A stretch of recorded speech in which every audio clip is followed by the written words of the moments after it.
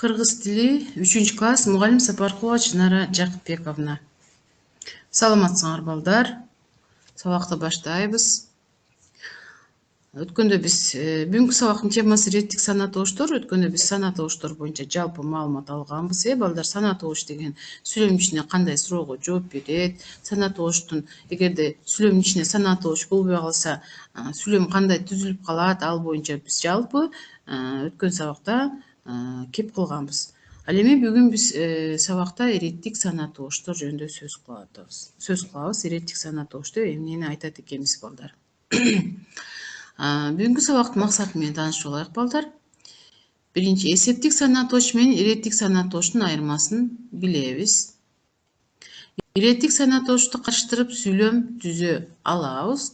Текст угуу менен иреттик санаа тобушту таба алабыз балдар. Иреттик сан заттын катарын билдирет. Иреттик санаа тобуш заттын катарын билдирет.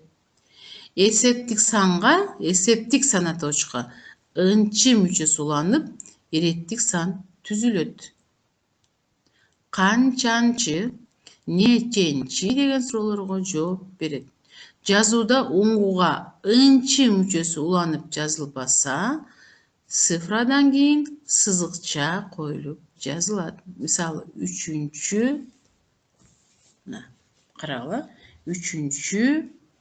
3-класс бул жерге 3-класс деп жазбастан, анын ордуна ынчы мүчөсүнүн ордуна бул сызыкчаны койгондо биз окуганда 3-класс 2013 жыл 2013 деп жазбайбыз дагы, сызыкчаны коюп коебуз дагы 2013 жыл экенин түшүнөбүз. Эми бул жерден жакшылап көңүл бургула балдар. Эсептик санга ынчы мүчөсү уланып, иреттик сан атоошу түзүлөт. Ошону жакшылап билишибиз керек балдар. Түшүндүңөрбү? Ошондо биз сүйлөмдүн ичинен иреттик санаа тобушту табыш үчүн биз канчанчы, неченчи деген суроолорду беребиз балдар. Сүрөткө көңүл бургула. Сүрөттөн биз эмнени көрүп турук? Ким бар экен? Кимди көрүп атабыз? Мугалим, окуучулар. Карагыла. Эми бүгүн биз ушул сүрөт аркылуу иреттик санаа тобушту тапканга аракет кылышыбыз керек балдар. Ар бирибиз ойлонуп көрөйүк, Мисалы, мугалим дегенге биз кандай суроо беребиз? Ким? Мугалим. Ким? Окуучу. Эмне? Телевизор. Эмне? Саат. Эмне? Гүл. Ал эми канчанчы, неченчи деген суроого бул жерден кайсы сөздөрдү таап берсек болот экен балдар? Канчанчы суроо кетти. Канчанчы иреттик санаа тобуштун суроосун жаздык. Кана биринчи, мына карагыла. Канчанчы? Биринчи.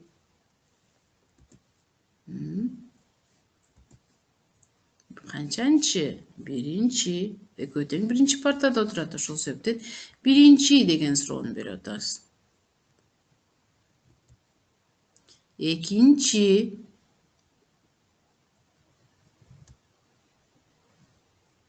Экинчи. Көрдүңөр балдар? Эми андан ары эмнени көрүп атабыз? Биз бийик имараттарды көрүп атабыз. Булар эмнелер? Булар үйлөр балдар. Үйлөргө эмнелер? Үйлөр. Кандай үйлөр? Бийик үйлөр. Бул жерден биз эмнени табышыбыз керек? Иреттик санаа тобушту жасап чыгышыбыз керек. Иреттик санаа тобушту эмненин жардамы менен жасайбыз? Канчанчы? Карагыла балдар, көңүл бургула. Биринчи. Канчанчы үй? Биринчи үй. Канчанчы? Экинчи үй. Канчанчы үй? Үчүнчү үй. Эми бул жагын өзүбүз улантайыкчы. Канчанчы биринчи, канчанчы экинчи, канчанчы үчүнчү, бул жакта канчанчы төртүнчү, канчанчы бешинчи деп иреттик санатошторду биз таба алдык. Кайсы суроонун жардамы менен иреттик санатошторду таптык балдар? Канчанчы деген суроонун жардамы менен иреттик санатошторду таптык балдар. Сүрөттү карагыла. Сүрөттө биз эмнени көрүп турабыз? Булар кимдир? Булар эмне кылып жатат? Туура, азаматсыңар. Булар эмне кылып атат балдар? Булар туура азамат. Канчанчы? Ким канчанчы келди деген сыяктуу, Ким канчанчы келди? Биринчи. Карагыла балдар. Экинчи. Үчүнчү.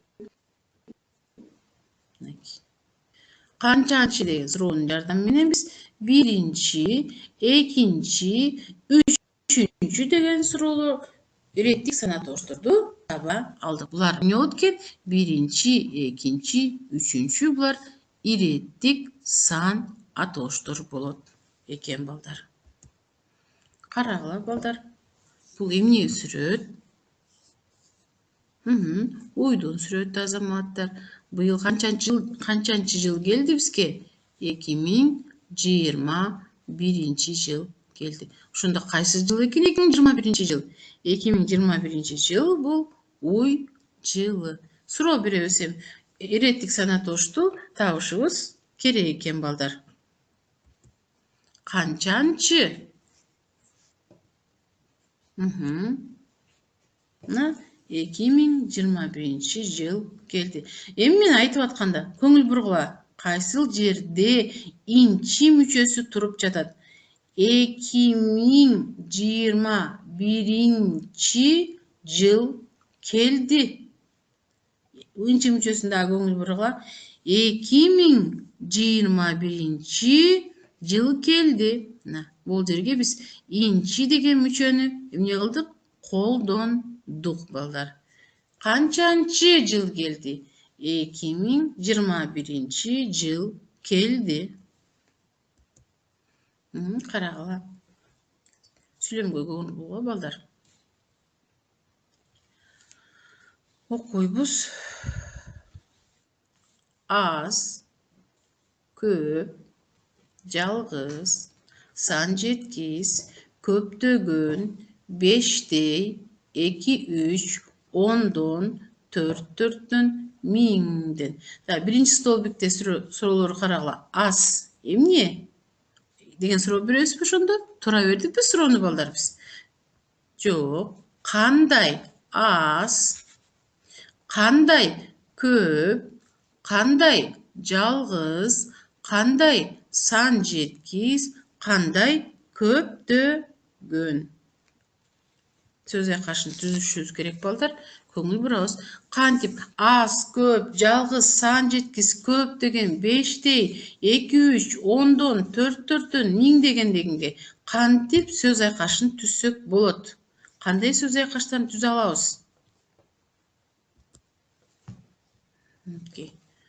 Биз кайсы сөз түркүмдөрүнүн жардамы менен түздүк балдар? Аз бала. Аз бала. Эмне бала? Канча бала? Көрдүңөр, аз. Биз эмне кылдык? Зат атооштун жардамы менен канча сан атооштун жардамы менен аз бала деп сөз айкашын түздүк. Көп нан. Канча нан? Көп нан. Жалгыз кыз.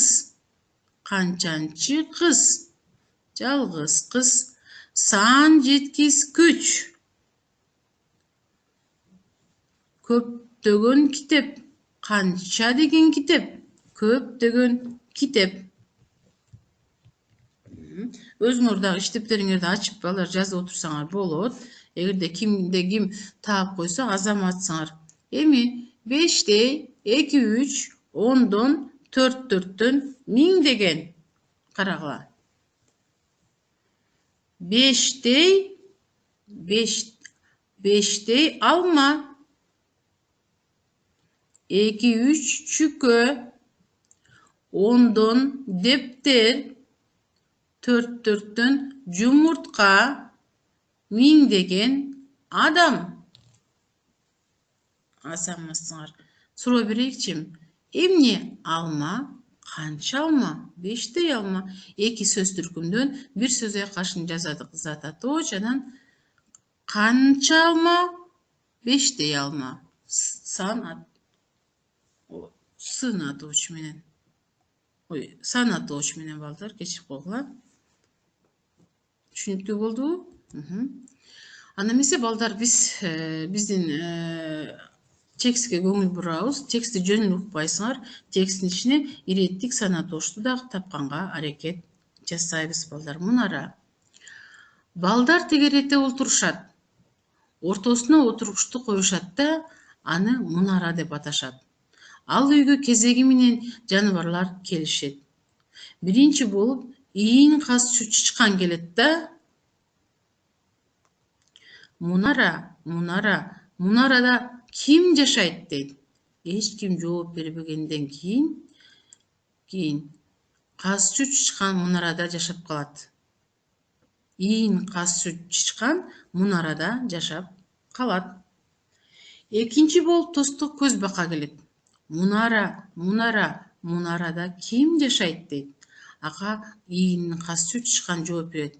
Мен ийин казчу чычканмын, а сен кимсиң? Мен тосток көз бакамын. Кел, мени менен жаша дейт чычкан. Экөө мунарада жашап калышат.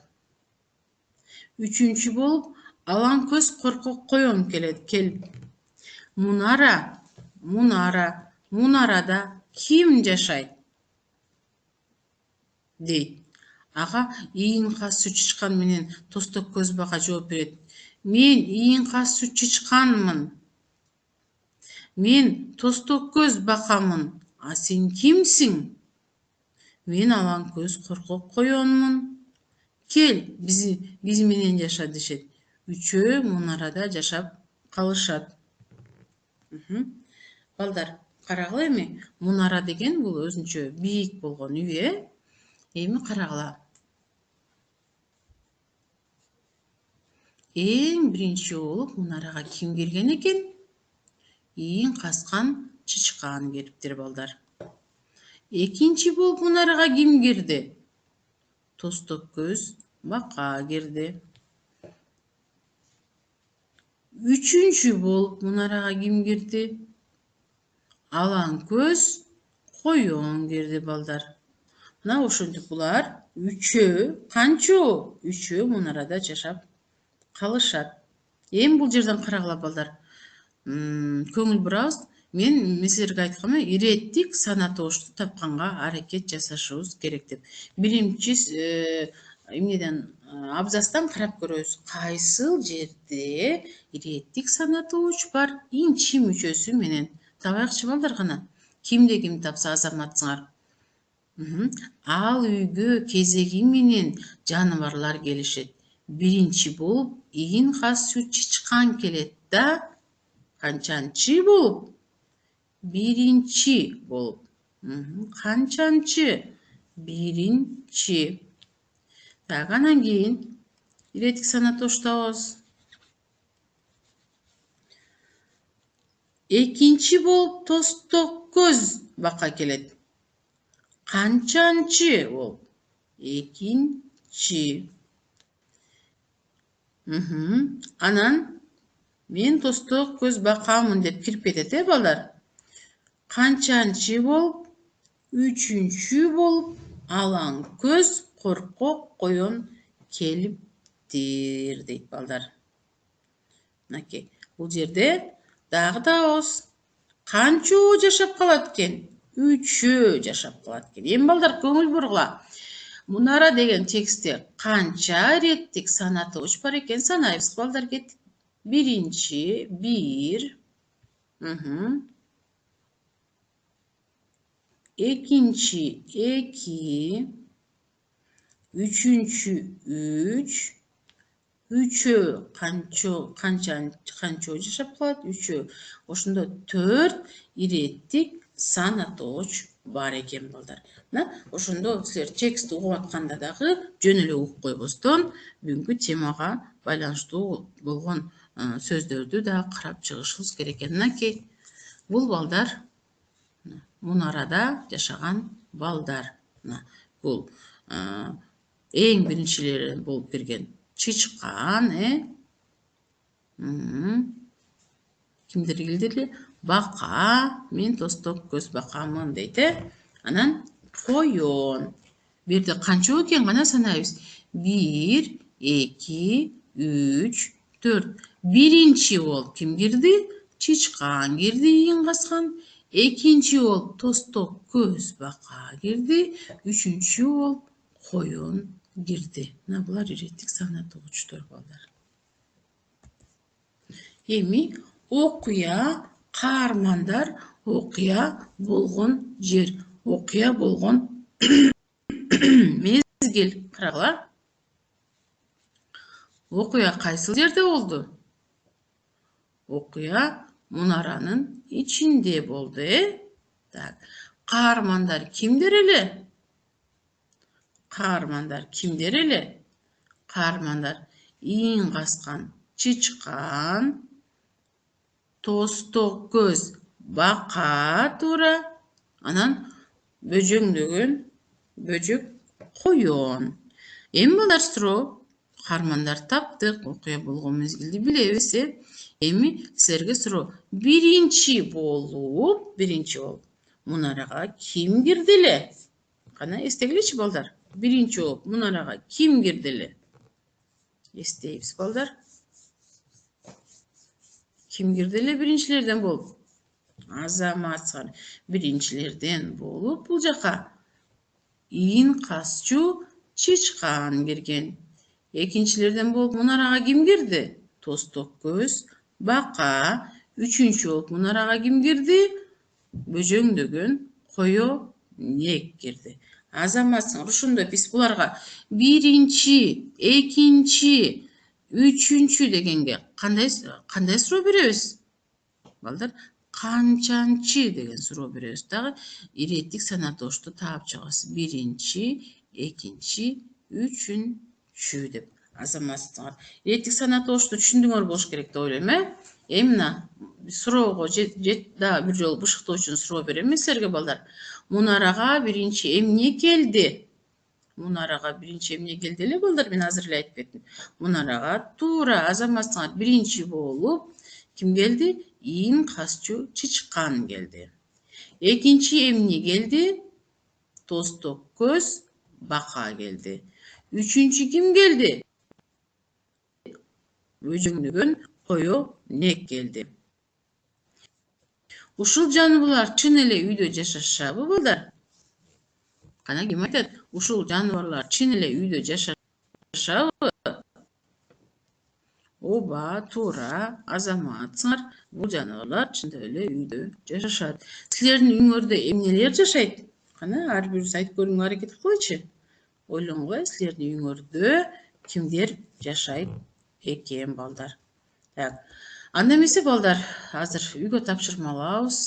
Бүгүн биз иреттик санатоочту өттүк, Иреттик санатооч инч мүчөлөрүнүн жардамы менен жасалат дагы канчанчы, неченчи деген суроо берилерин билдик. Иреттик санатооч сөздөрдү качтырып сүйлөм түзөбүз балдар. Азыркы эле окуган тексттен дагы алып түзсөңөр болот, же болбосо үйдөн деле түзсөңөр болот. Мен үйдө мектептен үйгө биринчилерден болуп келдим. Канчанчылардан болуп келдиң? Биринчилерден болуп келдим деген сыяктуу сүйлөмдөрдү түзсөңөр болот. Бүгүнкү сабак түшүнүктүү эле болду болуш керек деп ойлойм. Иреттик санатооч жөнүндө жалпы маалымат алдык балдар. Саламатта калгыла.